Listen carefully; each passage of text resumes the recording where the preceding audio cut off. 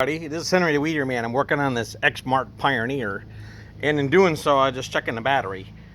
And you have to check these terminals occasionally and make sure they're clean. If they don't have a good contact, that will eat up the battery, right? Especially if it sits and you go to start it, you'll draw a drain on it. Okay, I use this GRC technician grade battery terminal protector after I've done cleaning the terminals and after I put everything back together. Now I noticed on this guy, on this customer, that his red wire, if you look at it, is taking a beating right here, and it's eroding away, and so what'll happen is eventually that'll break. So I'll have him keep an eye on it until he tells me to replace it. I ain't gonna touch it, but it does need replacement sooner or later.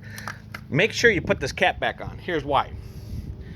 I've seen these caps not off and this battery strap not on there. I like the bungee cord because I can check it and I can work with it. The metal ones are rolled through and they don't pay attention to them. So what happens is the battery jumps up and then it hits the seat, right? It'll hit the seat, get metal contact, and I've actually seen the battery blow up underneath the seat and melt down. So you got to be careful of that. So that's why it's important.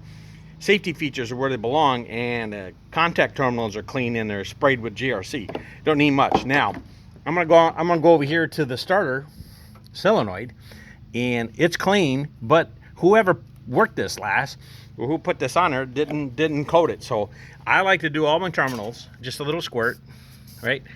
Put that on there, cover up the copper area, and try to get that bottom one's a tough one. So I'll try to do it. I don't have the little hose on it anymore. This one don't have one. Let's give it a little squirt. It ain't gonna hurt if you get it on something, but cover that, right? Not gonna hurt it. This stuff is good, and cover that for them. So I'm doing a little preventive. There's some wires out here too on the side. See it? And just help stop that from corroding and water getting in there.